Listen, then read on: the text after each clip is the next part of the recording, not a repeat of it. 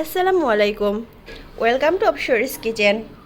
আজকে আমাদের অপসরিস কিচেনে আমরা রান্না করব আলু দিয়ে দেশি মুরগির ঝোল। আজকের রান্নাটি আমরা একটু ভিন্নভাবে করার চেষ্টা করব। চলুন রেসিপিটি দেখে আসি। আমরা দেশি স্টাইলে দেশি মুরগি রান্না করার জন্য এখানে নিয়ে নিয়েছি দেশি মুরগি সুন্দর করে পিস করে কেটে ভালো মতো ধুয়ে নিয়েছি। দেশি স্টাইলে যেহেতু রান্না করব এজন্য আমরা এখানে নিয়ে নিয়েছি সরিষার তেল, নিয়েছি পেঁয়াজ কুচি, কাশ্মীরি মরিচ গুঁড়া, কাশ্মীরি হলুদ গুঁড়া এবং ধনিয়া গুঁড়া।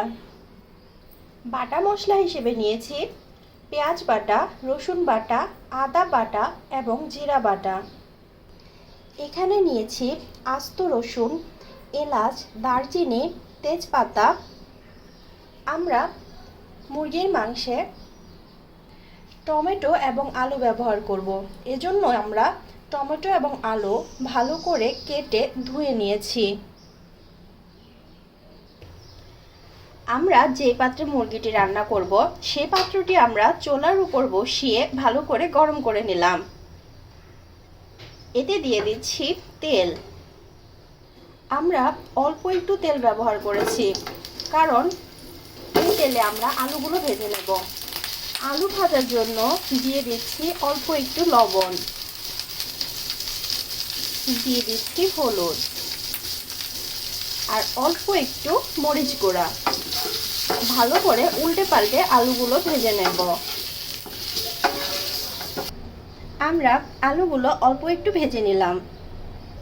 যে পাত্রে আমরা আলু ভেজে নিয়েছি সেই পাত্রে আমরা দিয়ে দিচ্ছি তরকারি রান্না করার জন্য পরিমাণ মতো সরিষার তেল। তেল গরম হয়ে এলে এতে আমরা দিয়ে দিলাম পেঁয়াজ কুচিগুলো। পেঁয়াজ কুচি ভাজার এই পর্যায়ে আমরা দিয়ে দিচ্ছি এলাচ, দারচিনি এবং তেজপাতা। এগুলো পেঁয়াজের সাথে হালকা একটু ভেজে নেব। দিয়ে দিচ্ছি অল্প একটু পানি।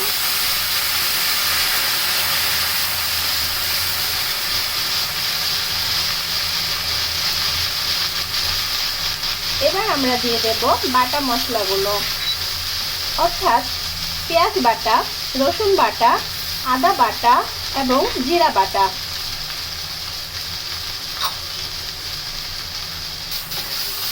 ভালো করে নেড়ে তেলের সাথে মশলাগুলোকে মিশিয়ে নেব। বাটা মশলাগুলো হালকা একটু ভাজা হয়ে এলে এর উপর আমরা দিয়ে দিচ্ছি গুঁড়া মশলাগুলো, অর্থাৎ হলুদ গুঁড়া, মরিচ গুঁড়া এবং ধনিয়া গুঁড়া। অল্প একটু পানি দিয়ে মশলা ভালো করে কষিয়ে নেব। মশলা হালকা একটু ভাজা ভাজা হয়ে এলে আমরা এতে টমেটো কুচি দিয়ে দিচ্ছি। আপনারা চাইলে এই টমেটো কুচি স্কিপ করতে পারেন। আমরা দিয়ে দিচ্ছি পরিমাণ মতো লবণ। এবার টমেটোগুলোকে ভালোভাবে মশলার সাথে কষিয়ে নেব।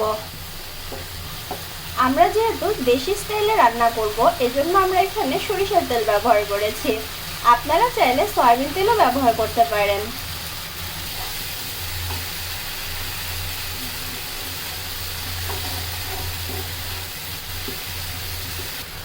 কিছুক্ষণ পর পর অল্প অল্প পানি দিয়ে আমরা মশলা ভালো করে কষিয়ে নেব। টমেটোগুলো যখন হালকা একটু নরম হয়ে আসবে এবং মশলা থেকে তেল উঠে আসবে, এই সময় আমরা কেটে রাখা মুরগিগুলো দিয়ে দেব। আমরা কিন্তু টমেটো সম্পূর্ণ গলাইনি। টমেটো মুরগি সিদ্ধ হওয়ার সাথে সাথে গলে যাবে। মুরগির পিসগুলোকে ভালোভাবে নেড়ে মশলার সাথে মিশিয়ে নেব।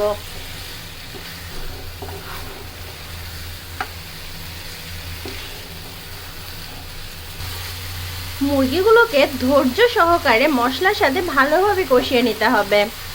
এভাবে আমরা 3 থেকে 5 মিনিট কষিয়ে নেব। যেহেতু দেশি মুরগি তাই সিদ্ধ হতে একটু সময় লাগবে, এজন্য আমরা ঢেকে রান্না করে নেব। আমরা ঢাকনা তুলে কিছুক্ষণ পর পর নেড়ে নেড়ে দেব, নয়তো নিচে লেগে যেতে পারে।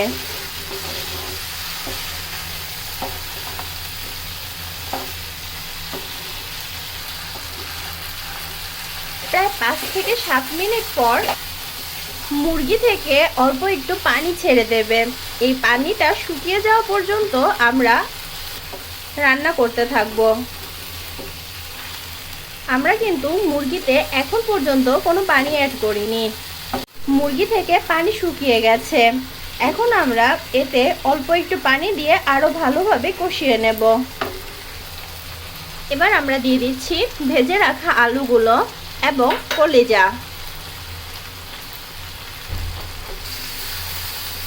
দেখুন মুরগি কষাতে কষাতে কত সুন্দর একটা কালার চলে এসেছে এবং আমাদের মুরগি প্রায় 70%-এর মতো সিদ্ধ হয়ে এসেছে।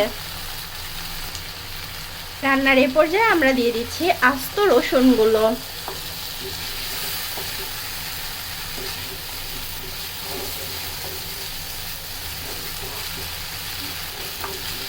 আমাদের মুরগি কষানো হয়ে গেছে।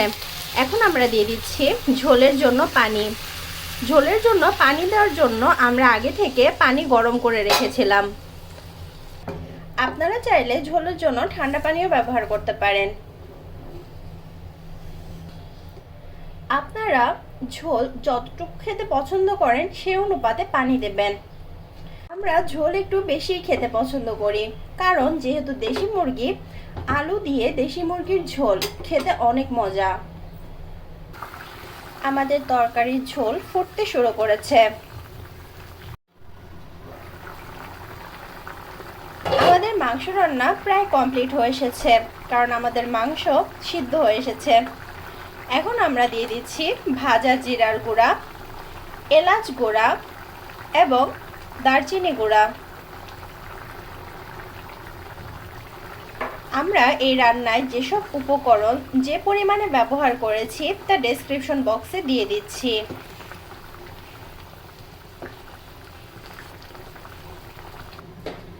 ভাজা মশলার গুঁড়োগুলো দেওয়ার পর আমরা এভাবে আরও 5 মিনিট রান্না করব, যেন মশলাগুলো মাংসের ভেতরে ঢুকে যায়।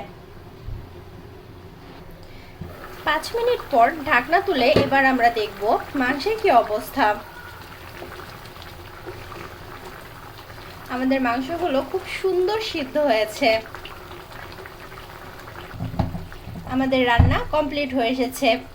এবার আমরা কিছুক্ষণ চুলার উপর দমে রেখে দেব। আমাদের মুরগির মাংস রেডি। জাস্ট কালারটা দেখুন কত সুন্দর। গরম গরম ভাত কিংবা গরম রুটির সাথে এই তরকারি হেব্বি জমে যাবে। অথবা আপনারা পরোটার সাথেও এই তরকারি ট্রাই করতে পারেন। এরকম মজার মজার লোভনীয় রেসিপি পেতে সাবস্ক্রাইব, লাইক এবং কমেন্ট করে আমাদের অপসরিস কিচেনের পাশেই থাকুন। ধন্যবাদ।